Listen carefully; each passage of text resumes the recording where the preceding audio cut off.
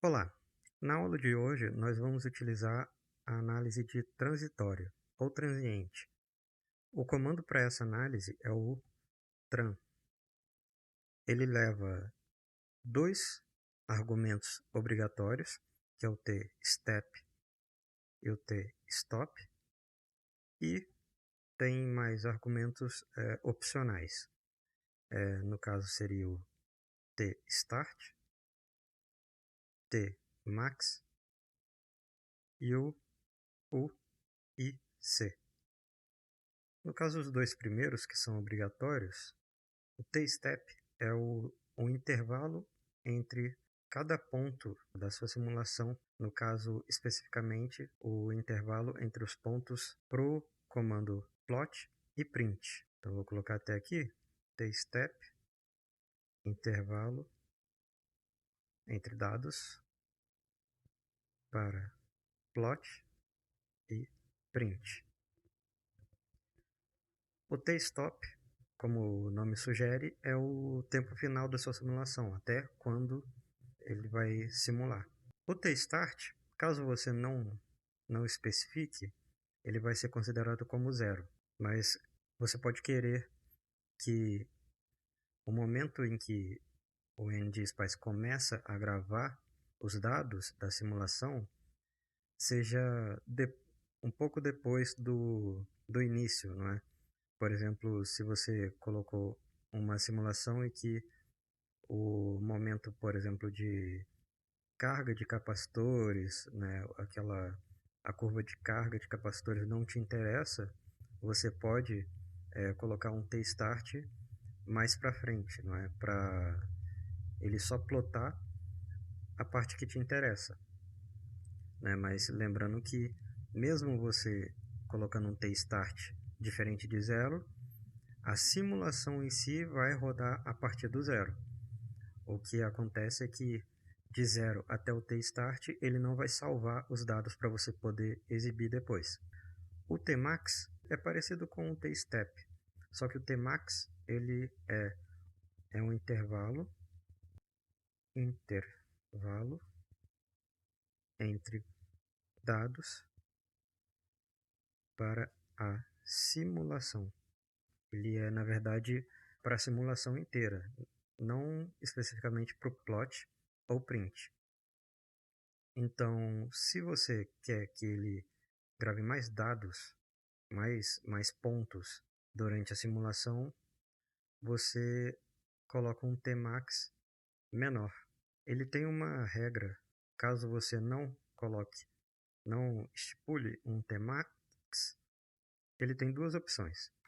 Ou ele vai usar o T-step, ou ele faz uma conta, o T-stop menos o T-start, ou seja, o tempo, a duração, né, da sua simulação, que te interessa que será plotada, dividido por 50.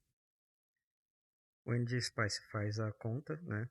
Ele olha o T-step que você escolheu e compara com essa continha. O que tiver o menor valor, ele usa como Tmax. Isso se você não especificar o Tmax. Se você especificar, obviamente vai ser o que você colocou ali. No caso aqui, a gente vai usar sem esses dois. O IC é uma palavra-chave. Ela serve para você dizer que você vai considerar os dados que você colocar nesse comando aqui, IC, né, que é Initial Conditions. O IC é Use Initial Conditions. Use as condições iniciais, no caso do comando IC. Você escolhe um nó, na verdade pode ser vários, né? Nesse circuito que é bem simples, é um retificador meia onda. Esse capacitor, por exemplo, eu poderia considerar que ele, no início da simulação, ele estivesse já com uma certa carga nele. O IC ele serviria para isso. Eu olho aqui, o nó que ele está ligado é o VDC, então eu adiciono aqui no comando IC que a tensão, representada por V, abre e fecha parênteses, no nó VDC eu quero que tenha o valor de, por exemplo, ali a nossa tensão é de 17 volts de pico. Eu quero que o capacitor esteja já no início da simulação com uma tensão de 10 volts, por exemplo. Eu deixando a palavra-chave UIC aqui, ele vai considerar no T igual a zero que a tensão no capacitor é de 10 volts. Aí, obviamente, ao passar do tempo, ela vai se adaptando de acordo com a simulação. Mas no instante inicial, vai começar em 10 volts. O T-step e o T-stop são aqueles obrigatórios. No caso, o T-step depende muito do sinal que você está usando, né? No caso aqui, o nosso sinal é de 60 Hz. Para poder visualizar bem a onda de 60 Hz sem ficar muito quadrada, né, distorcida, a gente pode colocar um T-step de, por exemplo, 1/100º do período dessa onda, né? Ou seja, se aqui no caso é 18 milissegundos o período, 1/100º, 0,18 milissegundos. Isso vai nos garantir 100 pontos por período da onda. O T-stop você pode usar sendo dependente do seu sinal aqui. É um circuito simples, só tem esse sinal, então a gente só depende dele. Eu posso estipular da seguinte maneira: eu quero que exiba pelo menos 5 períodos completos. Então seria 5 vezes o período, que é 18 milissegundos. No caso, eu posso até deixar dessa forma, ao invés de escrever o número mesmo, né? É só eu adicionar a conta, né, com essa inscrição bem comum em computador, né, dentro de chaves. Daí, o nosso sinal ele vai estar bem acomodado no gráfico que a gente plotar. Ok, mas isso aqui é só o comando da simulação, né? A gente tem que também descrever o nosso circuito. Aqui eu vou usar uma coisa diferente, eu até vou atualizar aqui depois, mas eu vou usar um comando que é o comando param, que vem de parâmetro. Nele você pode atribuir nome a valores específicos do seu circuito. Aqui os valores que eu quero colocar é o F, né, a frequência da nossa fonte. Eu quero, né, colocar aqui a 60 Hz. Então ele vai, qualquer lugar que eu colocar o F, ele vai considerar que é na verdade 60. Eu quero também colocar aqui amplitude. Eu vou colocar amplitude em primeiro, né? Amplitude 17 volts. E aqui eu já vou fazer uma outra conta também, que eu posso fazer. Eu vou colocar o T, que é o período, igual a... Eu vou colocar ele sendo dependente da frequência. 1 sobre F. Que isso facilita, né? É como na maioria das linguagens de programação. Eu estou simplesmente adicionando variáveis, na verdade, né, ao circuito. Daí, aqui, como eu já fiz até dependente da frequência, eu vou fazer aqui agora do período. Eu só vou colocar período dividido por 100. Lembrando sempre das chaves. E aqui 5 vezes o período. Daí ele já faz a conta pra gente. Se eu quiser modificar a frequência, é só eu modificar por aqui. Vamos à descrição do circuito. Primeiramente eu venho a nossa fonte, ligada ao VAC e ao GND. No caso aqui, uma coisa nova que é a primeira vez que eu estou mostrando é que a gente pode colocar uma função, né? No caso aqui eu vou colocar a função senoidal. Para transitório, existem, no caso, 9 funções diferentes, né? Senoidal, pulso, exponencial e várias outras. Aqui nós vamos usar a senoidal, mas em próximas aulas a gente vai mostrar as outras funções que você pode usar para as fontes independentes. No caso da função seno, o primeiro parâmetro, a tensão de offset, né? No caso aqui vai ser 0, mas se você quisesse colocar um offset DC, você poderia colocar aqui, né? 12 volts, 1 volt, mas no nosso caso é 0. O segundo parâmetro, a amplitude AC, no caso seria a tensão de pico, e no nosso caso é o 17, que nós já colocamos aqui, então aqui é só a gente colocar o A. Próximo parâmetro é a frequência, como nós já colocamos lá, F, ele vai aceitar. E ainda tem outros parâmetros, né? Ele tem delay, que é o quanto tempo vai demorar antes, a partir de 0, antes dele iniciar o sinal, né, em si, a senoide. Tem o θ, que é o fator de amortecimento da senoide. Seria, no caso, se você quisesse que a senoide fosse diminuindo a amplitude, né, de forma exponencial, o θ é aquele fator, não é? A exponencial, ou e elevado a menos θ, que daria a taxa de decaimento dessa exponencial. E o último é a fase, em graus. Como a gente não precisa desses três, é só deixar em branco. Caso a gente quisesse colocar, por exemplo, a fase, que é o último parâmetro, a gente teria que preencher os outros dois com 0 e 0. E daí a nossa fase, né? Mas como a gente não vai usar esses três, só amplitude e frequência já está bom. A tensão de offset eu preciso colocar o 0 para ele identificar aqui é o primeiro parâmetro, o segundo é que é amplitude. Daí vem o diodo, ele tem a designação UD, e você, da mesma forma do resistor e do capacitor, você pode colocar um número ou caracteres depois do D para especificar o seu diodo. O primeiro nó no diodo é sempre o anodo. No caso do nosso circuito, o anodo está ligado no VAC e o catodo está ligado no VDC. Para os semicondutores, no caso diodo, transistor, a gente trabalha com modelos. No caso, pode ser tanto modelos de componentes comerciais, por exemplo, aqui poderia ser um N4148, um N4001, ou você pode criar um modelo no seu deck com as características que você deseja. No caso aqui, como não é o foco dessa aula, eu vou colocar um diodo genérico. Eu escolho um nome qualquer, né? No caso vou colocar Diode Model, e no caso aqui no próprio deck eu entro com o comando Model, coloco o nome do modelo que eu incluí lá em cima, no caso Diode Model, e digo que o tipo do modelo, no caso D, de diodo.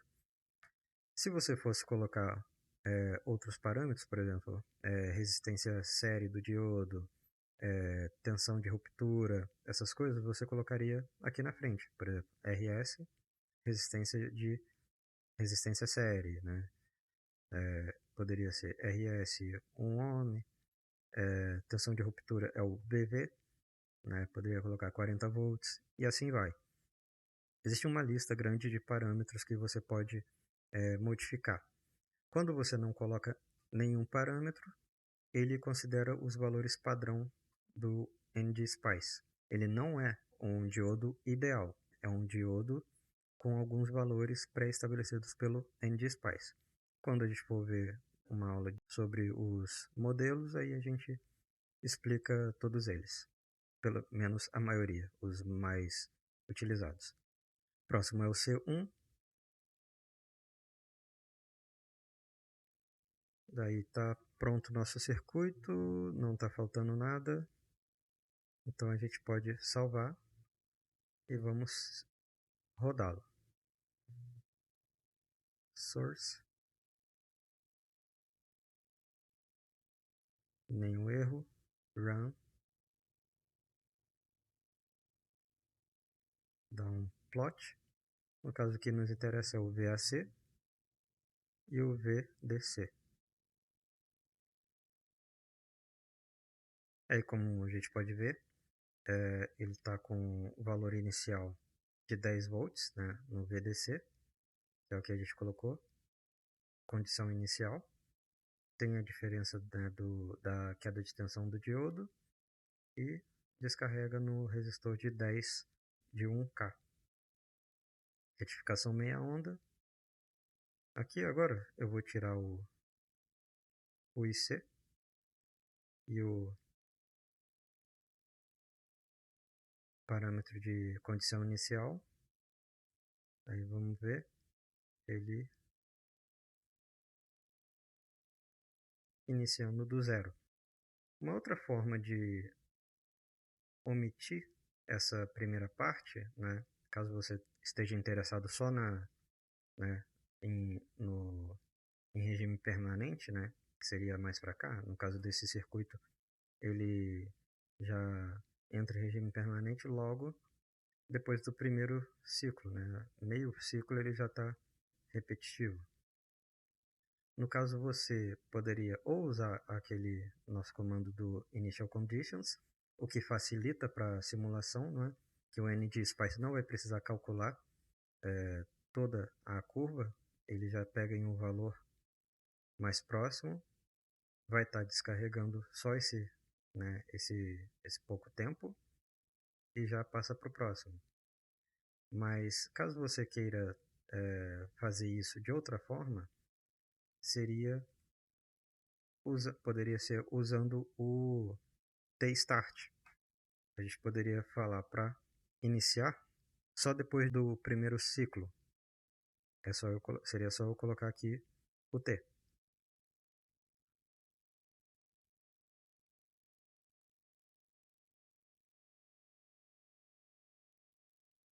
Daí ele começou, né, já no primeiro período, né, depois do primeiro período.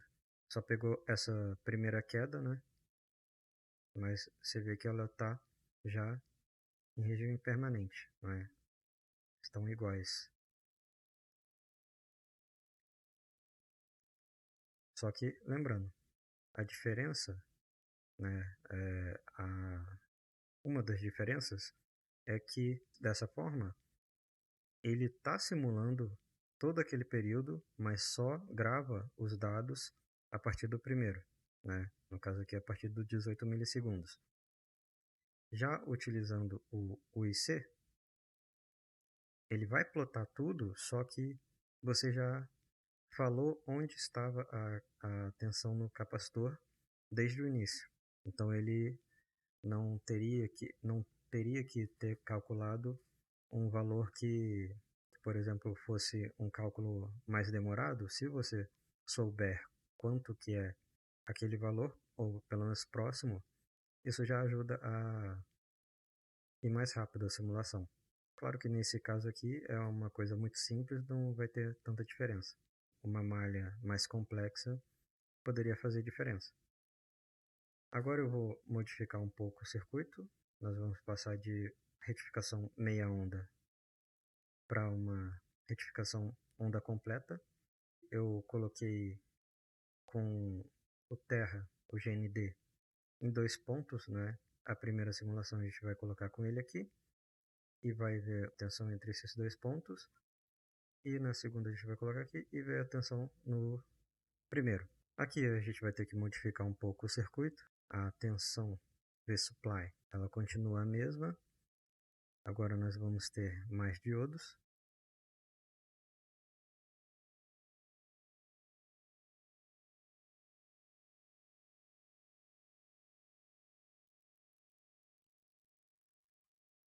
C1 está entre VDC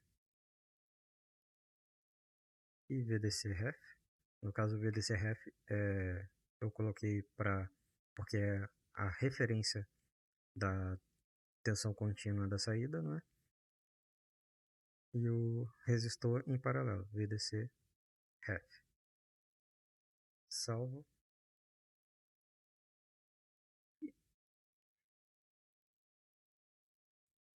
Carrego. Run. Aí no plot vai mudar um pouco as coisas. O VAC não tem problema, porque a referência é o próprio GND. Então, para exibir o VAC, é só VAC mesmo. Porém, Se eu colocar dessa forma, eu vou até colocar para vocês verem, ele está mostrando a tensão VDC, que está aqui, com a referência no GND. Só que o GND não é a referência do VDC, né? Ele está aqui passando ainda pelos diodos, né? Quer dizer, o sinal que a gente quer é o da carga, mas o que a gente está tendo, na verdade, é a tensão com a referência em GND. Para exibir o correto, a gente usa o comando V, entre parênteses, o nó que você quer. No caso, como é a queda de tensão entre dois pontos, você coloca o VDC, vírgula, coloca o seu nó mais positivo, vírgula, o seu nó menos positivo, que seria o VDC ref. Isso aqui basicamente ele vai fazer a conta do VDC, da tensão no VDC, menos a tensão no VDC ref. Daí a gente tem a nossa onda correta. Aqui ele está no 18 milissegundos porque eu não tirei o T como T start, né? Mas aí ele está da mesma forma.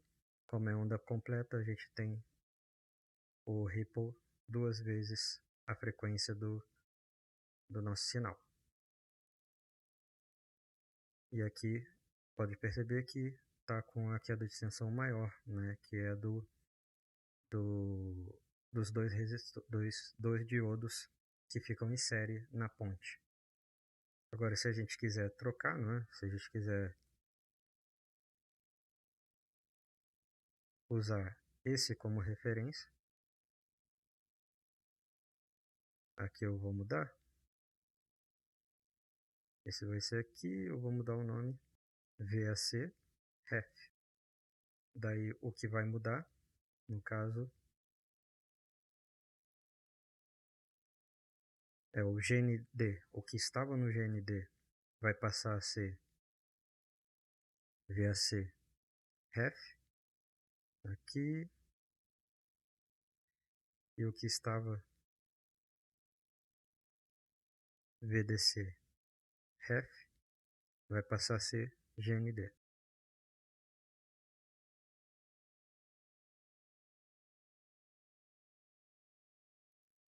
Vamos ver se deu certo.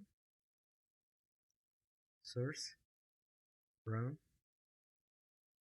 Daí aqui vai mudar, né, novamente. O VAC é que agora